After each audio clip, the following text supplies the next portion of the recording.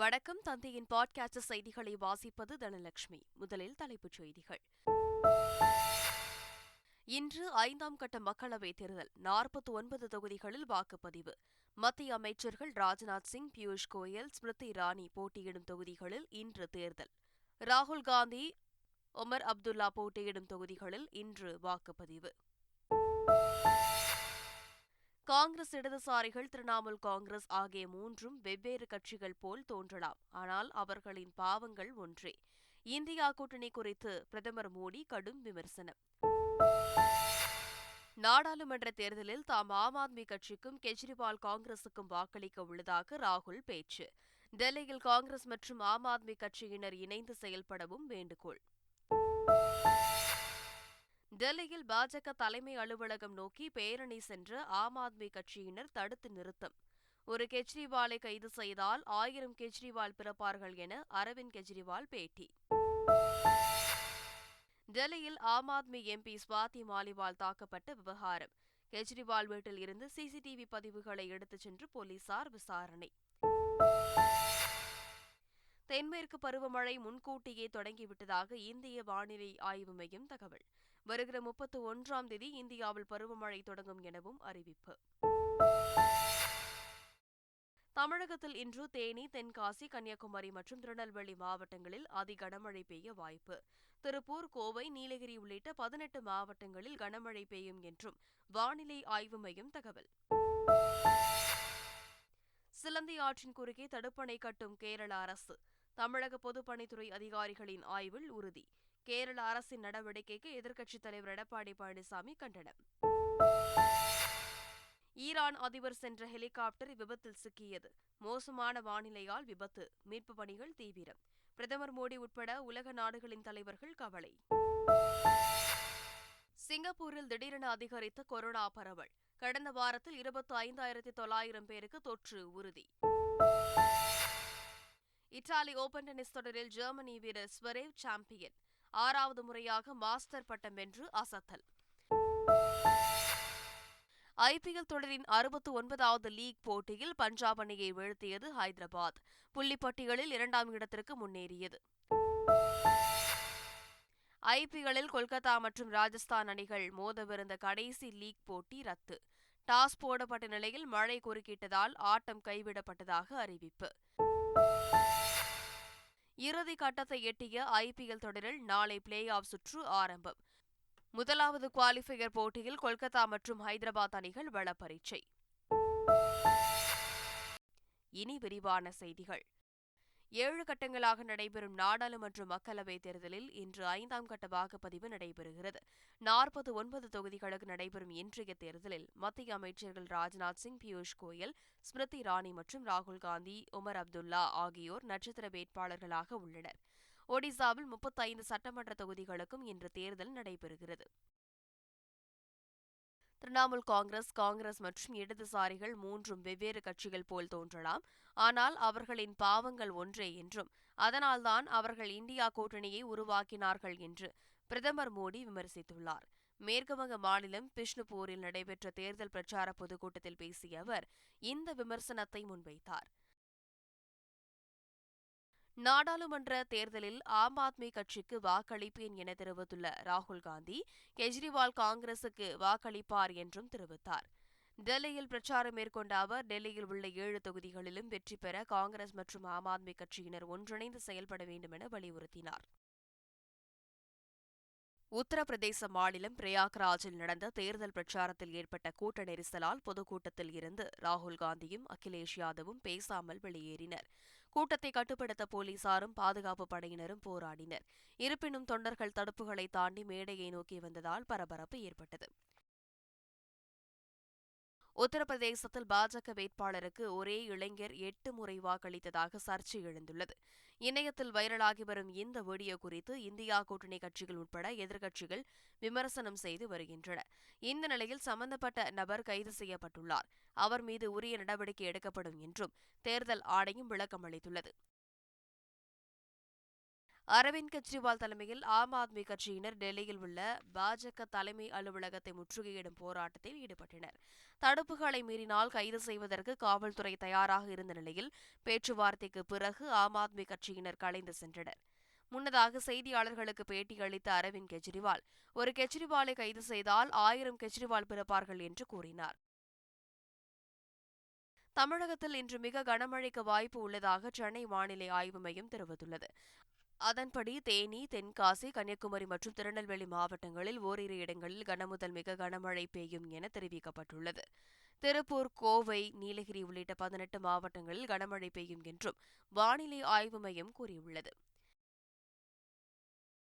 தென்மேற்கு பருவமழை இந்த ஆண்டு 3 நாட்கள் முன்கூட்டியே துவங்கியுள்ளதாக இந்திய வானிலை ஆய்வு மையம் அறிவித்துள்ளது. குறிப்பாக மாலத்தீவு, குமரி கடல் மற்றும் தெற்கு வங்கக்கடல், நிக்கோபார் தீவுகள் மற்றும் தெற்கு அந்தமான் கடலின் சில பகுதிகளில் துவங்கியதாக தெரிவிக்கப்பட்டுள்ளது. மேலும் இந்தியாவில் இம்மாதம் 31ஆம் தேதி தென்மேற்கு பருவமழை துவங்க வாய்ப்பு உள்ளது என்றும் அறிவிக்கப்பட்டுள்ளது. தென்காசி மாவட்டம் குற்றாலத்தில் பழைய குற்றாலம் அருவியில் வெள்ளத்தில் சிக்கி உயிரிழந்த சிறுவன் வ.உ.சி.யின் கொள்ளு பேரன் என தகவல் வெளியாகியுள்ளது. நெல்லையைச் சேர்ந்த அஸ்வின் 10ஆம் வகுப்பு சிபிஎஸ்இ தேர்வு எழுதிவிட்டு முடிவுக்காக காத்திருந்தார். கோடை விடுமுறைக்கு உறவினர் வீட்டுக்கு சென்ற அவர் பழைய குற்றால அருவியில் குளித்தபோது எதிர்பாராத விதமாக ஏற்பட்ட காட்டாற்று வெள்ளத்தில் சிக்கி உயிரிழந்தார். விசாரணையில் அஸ்வின் வ.உ. சிதம்பரனாரின் கொள்ளு பேரன் என தெரியவந்துள்ளது. அஸ்வினின் தந்தை குமார் வங்கியில் மேலாளராக பணியாற்றி வருகிறார். கேரள மாநிலம் இடுக்கி மாவட்டத்தில் பெருகுடா என்னும் இடத்தில் சிலந்தி ஆற்றின் குறுக்கே கேரள அரசு தடுப்பணை கட்டி வருவது பொதுப்பணித்துறை ஆய்வில் உறுதியாகியுள்ளது. இது காவிரி மேலாண்மை வாரியத்தின் தீர்ப்புக்கு எதிரானதா என்பது குறித்து ஆய்வு செய்ய இருப்பதாக பொதுப்பணித்துறை கூறியுள்ளது. இந்த அணை கட்டப்பட்டால் உடுமலை அமராவதி அணைக்கு வரும் நீரின் அளவு குறைந்து அணையை நம்பியிருக்கும் பொதுமக்களும் விவசாயிகளும் பாதிப்புக்கு ஆளாக நேரிடும் அபாயம் ஏற்பட்டுள்ளதாக கூறப்படுகிறது. அமராவதி அணைக்கு வரும் நீரை தடுக்கும் வகையில் அணை கட்ட முயற்சிக்கும் கேரள அரசுக்கு அதிமுக பொதுச் செயலாளர் எடப்பாடி பழனிசாமி கண்டனம் தெரிவித்துள்ளார். இது தொடர்பாக எக்ஸ் தளத்தில் பதிவிட்டுள்ள அவர், தேர்தல் கூட்டணி ஆதாயத்திற்காக திமுக மௌனம் சாதித்து தமிழ்நாட்டின் நதிநீர் உரிமைகளை அண்டை மாநிலங்களுக்கு அடகு வைத்துக் கொண்டிருப்பதாக குற்றம் சாட்டியுள்ளார். ஊட்டியில் ரோஜா கண்காட்சி மேலும் 3 நாட்களுக்கு நீட்டிக்கப்பட்டுள்ளது. ஊட்டி அரசு ரோஜா பூங்காவில் கடந்த 10ஆம் தேதி ரோஜா கண்காட்சி தொடங்கியது. ஏராளமான சுற்றுலாப் பயணிகள் கண்காட்சியை பார்வையிட்டனர். தொடர்ந்து சுற்றுலாப் பயணிகள் கூட்டம் அதிகரித்து வரும் நிலையில் வரும் 22ஆம் தேதி வரை கண்காட்சி நீட்டிக்கப்பட்டுள்ளது. நாம் தமிழர் கட்சி தலைமை ஒருங்கிணைப்பாளர் சீமானுக்கு எதிராக நடிகை விஜயலட்சுமி ஆவேசமாக பேசி மீண்டும் ஒரு வீடியோ வெளியிட்டுள்ளார். அதில் கர்நாடகாவில் பிறந்தால்தான் 14 ஆண்டுகளாக தன்னை ஏமாற்றி வருகிறார்கள் என்றும் தன்னை ஏமாற்றிய அனைவரையும் கர்நாடக நீதிமன்றத்தில் தாம் நிறுத்தப் போவதாகவும் அவர் கூறியுள்ளார். மார்ச் முதல் ஆகஸ்ட் வரை தன் வங்கிக் கணக்கில் சீமான் 50,000 ரூபாய் பணம் போட்டதாகவும் அந்த வீடியோவில் விஜயலட்சுமி கூறியுள்ளார். ஆம் ஆத்மி எம்பி ஸ்வாதி மாலிவால் தாக்கப்பட்ட விவகாரத்தில் டெல்லி முதல்வர் அரவிந்த் கெஜ்ரிவால் வீட்டில் சிசிடிவி பதிவுகளை போலீசார் எடுத்து சென்றனர். ஏற்கனவே கெஜ்ரிவாலின் உதவியாளர் பிபோ குமாரை கைது செய்து போலீசார் விசாரணை நடத்தி வருகின்றனர். இந்த நிலையில் சிசிடிவி ஆதாரங்களை குளறுபடி செய்யும் முயற்சியில் ஆம் ஆத்மி கட்சி ஈடுபட்டுள்ளதாக போலீஸ் குற்றம் சாட்டியுள்ளது.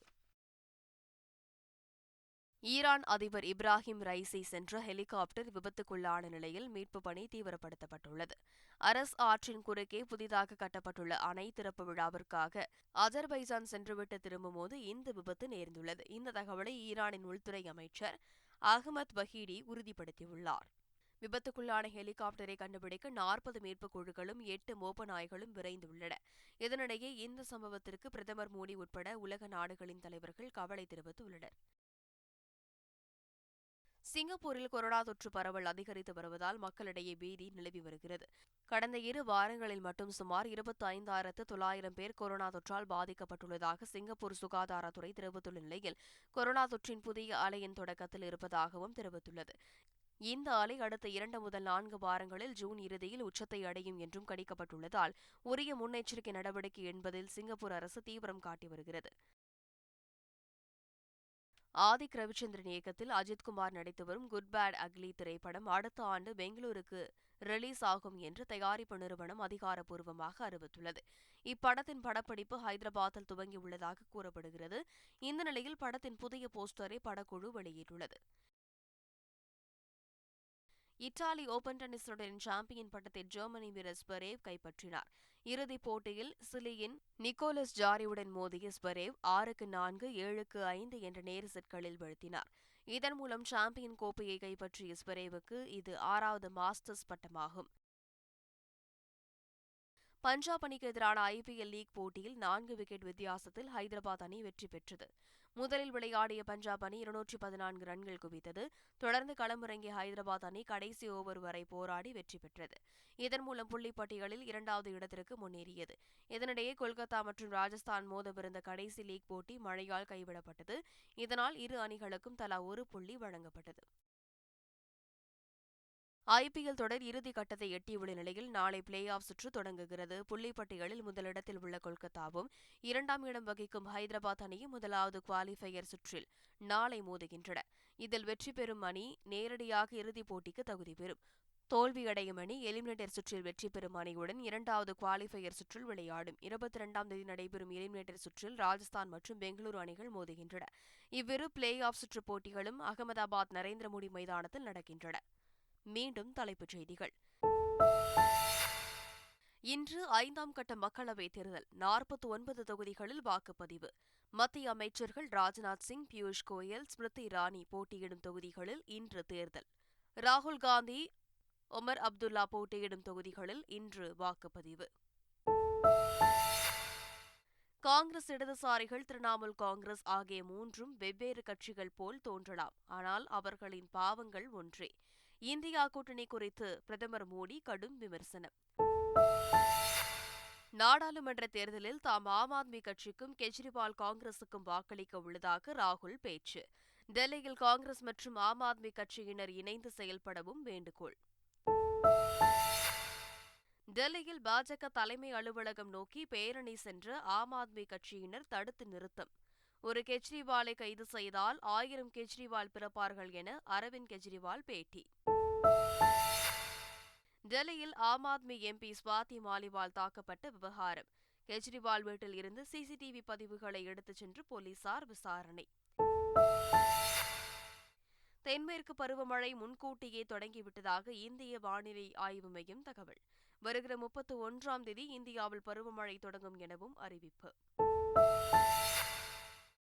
தமிழகத்தில் இன்று தேனி, தென்காசி, கன்னியாகுமரி மற்றும் திருநெல்வேலி மாவட்டங்களில் அதி கனமழை பெய்ய வாய்ப்பு. திருப்பூர், கோவை, நீலகிரி உள்ளிட்ட 18 மாவட்டங்களில் கனமழை பெய்யும் என்றும் வானிலை ஆய்வு மையம் தகவல். சிலந்தி ஆற்றின் குறுக்கே தடுப்பணை கட்டும் கேரள அரசு. தமிழக பொதுப்பணித்துறை அதிகாரிகளின் ஆய்வில் உறுதி. கேரள அரசின் நடவடிக்கைக்கு எதிர்க்கட்சித் தலைவர் எடப்பாடி பழனிசாமி கண்டனம். ஈரான் அதிபர் சென்ற ஹெலிகாப்டர் விபத்தில் சிக்கியது. மோசமான வானிலையால் விபத்து. மீட்புப் பணிகள் தீவிரம். பிரதமர் மோடி உட்பட உலக நாடுகளின் தலைவர்கள் கவலை. சிங்கப்பூரில் திடீரென அதிகரித்த கொரோனா பரவல். கடந்த வாரத்தில் 25,900 பேருக்கு தொற்று உறுதி. இத்தாலி ஓபன் டென்னிஸ் தொடரில் ஜெர்மனி வீரர் ஸ்வரேவ் சாம்பியன். 6வது முறையாக மாஸ்டர் பட்டம் வென்று அசத்தல். IPL தொடரின் 69வது லீக் போட்டியில் பஞ்சாப் அணியை வீழ்த்தியது ஹைதராபாத். புள்ளிப்பட்டியலில் 2ஆம் இடத்திற்கு முன்னேறியது. IPLல் கொல்கத்தா மற்றும் ராஜஸ்தான் அணிகள் மோதவிருந்த கடைசி லீக் போட்டி ரத்து. டாஸ் போடப்பட்ட நிலையில் மழை குறுக்கிட்டதால் ஆட்டம் கைவிடப்பட்டதாக அறிவிப்பு. இறுதி கட்டத்தை எட்டிய IPL தொடரில் நாளை பிளே ஆஃப் சுற்று ஆரம்பம். முதலாவது குவாலிஃபயர் போட்டியில் கொல்கத்தா மற்றும் ஹைதராபாத் அணிகள் பலப்பரீட்சை. இத்துடன் இன்றைய பாட்காஸ்ட் செய்திகள் நிறைவடைகின்றன. வணக்கம்.